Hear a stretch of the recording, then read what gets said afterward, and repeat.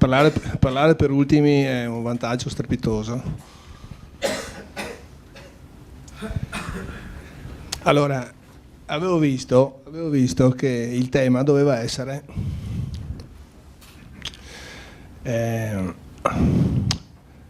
settore cadetti e settore allievi. Quindi, se avanziamo del tempo, alla fine facciamo qualcosa di qualche pillola tecnica, la metto anch'io. Però volevo parlare di una cosa, di un taglio un pelino diverso da quello che abbiamo sentito fino adesso. Io sono stato chiamato ad allenare in una zona in mezzo ai monti praticamente 8 anni fa. 3 società di base avevano in tutto 7 atleti nella categoria allievi in su, mentre avevano un insieme di giovani discreto. Quindi praticamente abbiamo iniziato a lavorare,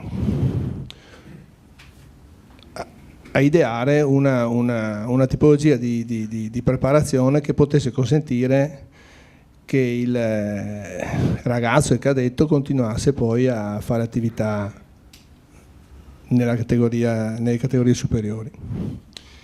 E ci siamo dotati di questa metodologia.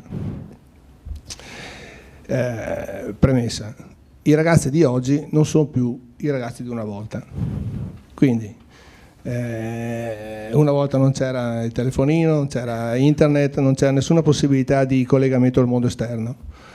Quelli di oggi arrivano già belli preparati dal punto di vista del telefonino, di quello che hanno voluto vedere prima, e sono sempre collegati col mondo, no? Quindi praticamente noi cos'è che facciamo? Quando comincia la preparazione incontriamo tutti i genitori. Io nel gruppo che alleno praticamente mi alleo con i genitori degli atleti, perché io sono al campo 3 volte alla settimana solo, degli allenamenti importanti, mentre il ragazzo, il bambino, il cadetto, l'allieva è a casa con i genitori tutto il giorno. Quindi, siccome tutti sanno tutto in questo momento qua, no? Io devo trovare io faccio di tutto per allenare il rapporto che devo avere con i genitori e quindi con gli atleti. E devo dire che mi porta via tanto tempo, però siccome mi porta via tempo in orari serali, notturni, quindi no? Questo cosa vuol dire? Vuol dire che i genitori mi seguono i propri figli nelle giornate in cui i figli non sono in palestra, non sono in pista. Palestra noi non ce l'abbiamo, quindi no? Quindi praticamente i genitori sono chiamati a coordinare e a seguire gli avanzamenti dei propri figli. Questo perché? Perché ho visto che tutti i genitori vogliono che il proprio figlio vada bene a scuola. Quindi io ho avuto in questi anni situazioni tipo: il figlio prende un voto negativo a scuola, invece di tirargli via il telefonino, di nascondergli la TV, si teneva a casa dall'atletica. Quando cominciano gli esami, certi atleti non si fanno più vedere. E avanti, no? Adesso mi fermo qua. Allora praticamente abbiamo costruito un meccanismo per cui questi genitori sono praticamente dei vice allenatori, loro si considerano dei vice allenatori. Ma questa cosa è molto interessante, perché vuol dire che se il cadetto o l'allievo va a fare un allenamento di salita, è minorenne, il genitore o è presente un altro genitore, o si coordinano tra di loro.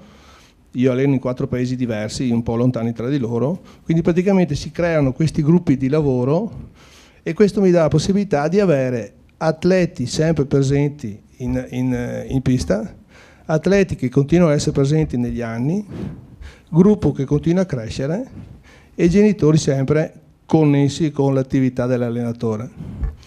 Questo vuol dire che i miei 28 atleti che seguo, ogni allenamento mi fanno il report, WhatsApp, Facebook,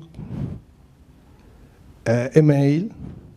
Se non mi fanno il report, io come faccio a sapere il giorno dopo cosa fargli fare? Se intervenire, no? Se ci sono dei piccoli inconvenienti, se ci sono delle contratture, se ci sono dei appesantimenti, se c'è un esame per cui mi ha saltato l'allenamento, no?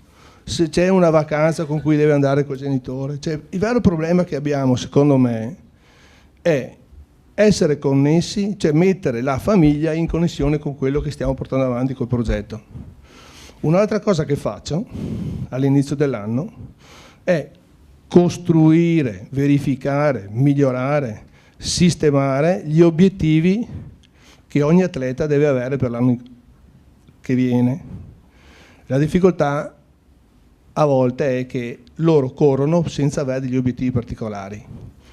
Se mi metto lì e costruisco l'obiettivo col mio atleta, di qualsiasi genere, di qualsiasi qualità abbia, io so che poi è lui che vuole raggiungere l'obiettivo e io sono il suo più grande come dire, facilitatore.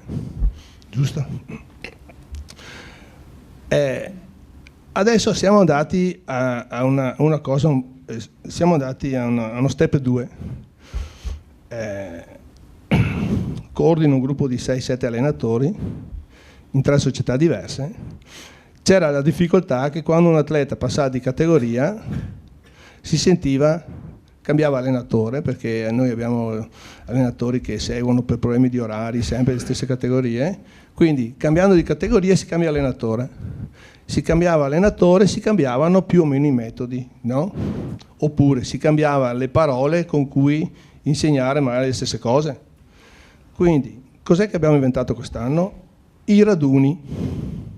Allora, ho avuto alleno solo da 8 anni, ma praticamente sono 7 anni e mezzo che partecipo ai raduni nazionali e regionali, perché i miei atleti mi fanno partecipare a queste cose. Allora, abbiamo iniziato a costituire dei raduni. Per esempio, sabato vado via prima perché abbiamo inventato il secondo raduno dell'anno, che è il raduno dall'impegnativo titolo di forza, no? L'ultimo che abbiamo fatto 4 settimane fa, Montechio-Maggiore, Arzignano e Chiampo, è venuto anche Donati per sbaglio. Abbiamo fatto un raduno interamente sulle andature tecniche. Allora c'erano esordienti, sto parlando di 70 persone, c'erano esordienti piccolini, c'erano ragazzi, c'erano cadetti, c'erano atleti allievi, c'erano atleti evoluti. Nel gruppo ci sono 6 che a vari livelli hanno vinto un titolo italiano tra staffette, insomma ci sono persone un po' particolari, e c'erano questi bambini che gli insegnavamo praticamente le andature, chiaramente tarate sulle loro possibilità, no? Però insieme, perché facendo così abbiamo visto che il bambino, lui non ha la giusta, in testa non ha la giusta proporzione, io piccolo, quello lì molto grande. Il bambino copia, che è una cosa pazzesca. Quindi praticamente abbiamo questo sistema che stiamo usando, alleniamo i piccoli e i grandi, cerchiamo di allenarli nello stesso momento, nella stessa pista, nello stesso sistema. Apparentemente. E abbiamo visto che praticamente in questa maniera riusciamo ad allungare le carriere, chiamiamolo così, l'attività delle persone, dei ragazzi. Abbiamo una perdita di iscritti che è limitatissima, si riferisce praticamente quando arriva all'ultimo anno delle scuole superiori, no?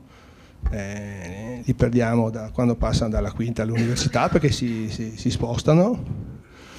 Però durante gli anni io vedo che il mio gruppo continua ad aumentare e la cosa principale, adesso quanto abbiamo? Un minuto? 2? 3? Un minuto? E la cosa principale è che nessuno dei miei atleti più forti mi ha mai rinfacciato che non li seguo.